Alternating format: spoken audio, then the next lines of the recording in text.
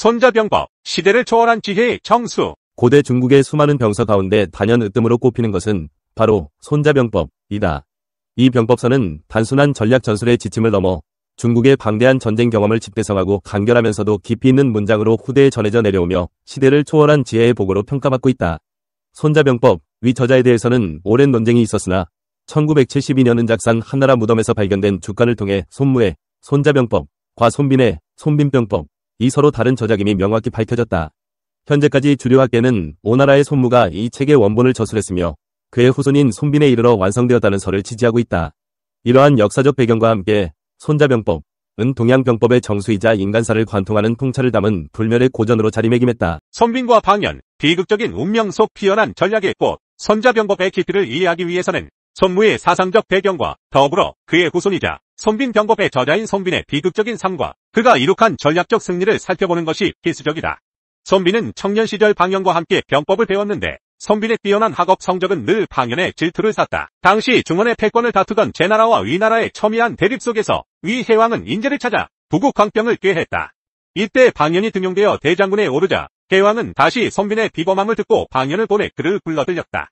그러나 자신의 능력이 손빈에 미치지 못함을 잘 알던 방연은 손빈을 제거할 계략을 꾸몄다. 그는 손빈이 적국 제나라와 내통하고 있다고 거짓 고발했고 이에 격분한 해왕은 손빈에게 얼굴에 먹물로 죄명을 새기고 무릎뼈를 도려내는 잔혹한 빈형을 가해 안전뱅이로 만들었다. 절망에 빠진 손빈에게 한 줄기 빛이 된 것은 위나라에 와있던 제나라 사신이었다.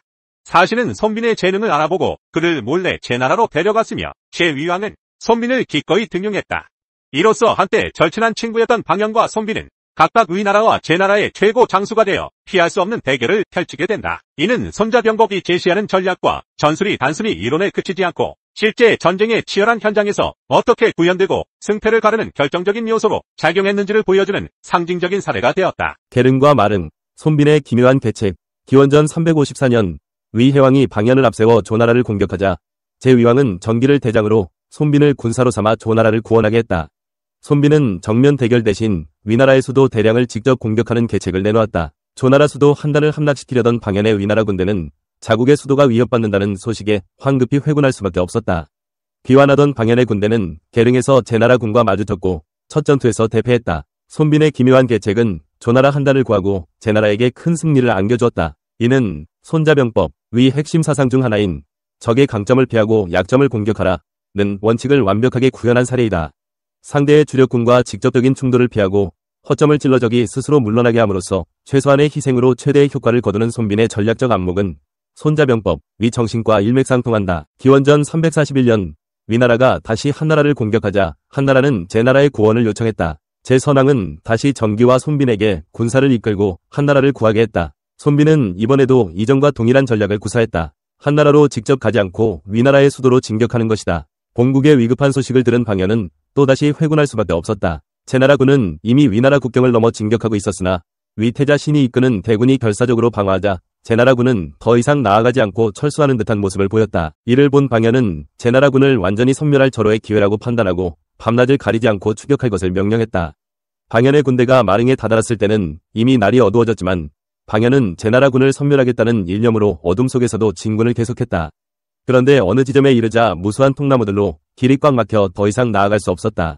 방연이 앞으로 나가보니 길 양쪽의 나무들은 모두 쓰러져 길을 막았는데 유독 가장 큰 나무 하나만 껍질이 벗겨진 채 서 있었다. 횃불을 들고 가까이 다가가 보니 그 나무에 방연은 이 나무 밑에서 죽으리라 라고 쓰여 있었다.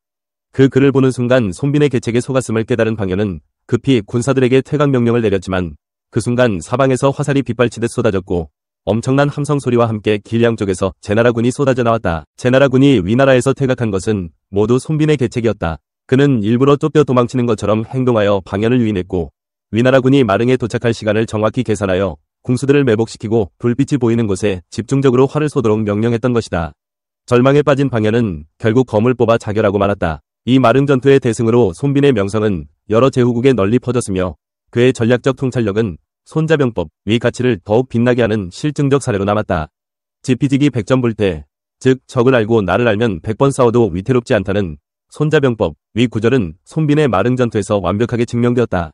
그는 방연의 성격, 군대의 이동 속도, 지형적 특성 등을 정확히 파악하여 완벽한 매복 작전을 성공시켰다. 손자병법에 담긴 삶의 지혜. 손자병법은 단순한 군사 전략서가 아니다. 그 안에는 인간 본성과 세상의 이치를 꿰뚫는 심오한 철학적 통찰이 담겨 있다. 비록 손무와 손빈의 이야기가 전쟁의 승패를 다루지만 그 속에 담긴 지혜는 현대 사회를 살아가는 우리에게도 변함없이 유효하다. 서두에 제시된 손자병법에서 파생된 듯한 잠언들은 군사적 맥락을 넘어 인간관계, 자기개발, 리더십 등 삶의 다양한 영역에 적용될 수 있는 보편적인 진리를 담고 있다. 가장 무서운 사람은 나의 장단점을 알고 있는 사람이고, 가장 경계해야 할 사람은 두 마음을 품고 있는 사람이며, 가장 간사한 사람은 사람을 필요로 할 때 이용하는 사람이다. 이 구절은 인간관계의 본질을 꿰뚫는다. 상대방의 본심을 파악하고 진정성을 중요하게 여기며 교활한 자들을 경계하라는 가르침은 비단 전쟁터뿐 아니라 사회생활에서도 중요한 지침이 된다. 자신을 잘 아는 사람은 역으로 나의 약점을 파고들 수 있기에 항상 경계하고 대비해야 한다는 의미를 내포한다. 가장 나쁜 친구는 잘못한 일에도 꼬집지 않는 사람이고, 가장 해로운 사람은 무조건 칭찬만 해주는 사람이며, 가장 어리석은 사람은 잘못을 되풀이하는 사람이다. 진정한 관계는 아첨과 칭찬이 아닌 진실된 조언과 비판에서 온다는 것을 강조한다. 쓴소리를 할 줄 아는 친구가 진정한 친구이며, 무조건적인 칭찬은 나를 나태하게 만들고 성장을 방해한다는 점을 지적한다. 또한 인간은 실수할 수 있지만 같은 실수를 반복하는 것은 어리석음의 극치임을 일깨운다. 이는 상대가 강할 때는 피하고 약할 때는 공격하라는 병법의 원칙처럼 자신의 약점을 직시하고 개선하려는 노력이 중요하다는 점과도 연결된다. 가장 거만한 사람은 스스로 잘났다고 도취된 사람이고, 가장 가치 없는 사람은 인간미가 없는 사람이며, 가장 큰 도둑은 무사한이라며 시간을 도둑질하는 사람이다. 오만함은 패배의 지름길이며 인간적인 따뜻함과 겸손함의 가치를 강조한다. 시간의 소중함을 인식하고 게으름을 경계하라는 메시지는 현대인의 삶에도 깊은 울림을 준다. 손자병법의 지형을 모르면 군대를 진격시킬 수 없고, 길잡이를 모르면 군대를 운용할 수 없다는 구절처럼 무지하고 게으른 자는 결국 큰 손실을 입게 됨을 경고하는 것과 같다. 가장 나약한 사람은 약다미에 군림하는 사람이고, 가장 불쌍한 사람은 만족을 모르고 욕심만 부리는 사람이며, 가장 불행한 사람은 불행한 것이 무엇인지를 모르는 사람이다. 진정한 강함은 약자를 배려하고 존중하는 데서 온다는 역설을 담고 있다. 끝없는 욕망은 불행으로 가는 지름길이며, 자신의 불행조차 인지하지 못하는 것이 가장 큰 비극임을 강조한다. 이는 손자병법에서 싸우지 않고 이기는 것이 최선이다라고 한 것처럼 불필요한 다툼과 욕심을 버리고 평화와 만족을 추구하는 지혜를 역설하는 것과도 맞닿아 있다. 가장 불안한 사람은 마음의 안정을 찾지 못하는 사람이고, 가장 가난한 사람은 많이 가지고도 만족하지 못하는 사람이며, 가장 크게 후회할 사람은 부모께 불효하는 사람이다. 내면의 평화와 정신적 풍요의 중요성을 역설하며 물질적인 부보다 정신적인 만족이 중요함을 강조한다. 교도는 동서고금을 막론하고 중요한 가치임을 다시금 일깨운다. 이러한 가르침들은 손자병법이 단순히 전쟁을 위한 책이 아니라 인간의 본성을 이해하고 올바른 삶의 자세를 제시하는 인문학적 고전임을 증명한다. 가장 어리석은 정치가는 물러날 때를 모르는 사람이고, 가장 무서운 병을 앓고 있는 사람은 정신병을 앓고 있는 사람이며, 가장 파렴치한 사람은 아는 사람을 사기치는 사람이다. 이는 권력의 속성과 인간의 도덕성을 날카롭게 비판한다. 자신의 한계를 인정하고 물러날 때를 아는 지혜는 권력자에게 필수적이며, 정신적 건강의 중요성과 더불어 인간관계에서 신뢰와 정직의 가치를 역설한다. 이 모든 잠언은 손자병법이 단순히 무력을 다루는 기술서가 아니라 세상을 경영하고 인간의 본성을 탐구하는 깊이 있는 철학서임을 분명히 보여준다. 손자병법, 현대에 던지는 메시지. 손자병법은 오늘날에도 전 세계의 리더, 경영자, 그리고 개인들에게 끊임없이 연구되고 적용되고 있다. 기업 경영의 전략, 스포츠 경기의 전술, 심지어 개인적인 목표 달성에 이르기까지 그 적용 범위는 무궁무진하다. 손자병법, 위 핵심 사상인 싸우지 않고 이기는 것은 현대사회의 경쟁에서 불필요한 소모를 줄이고 효율적으로 목표를 달성하는 지혜를 제공한다.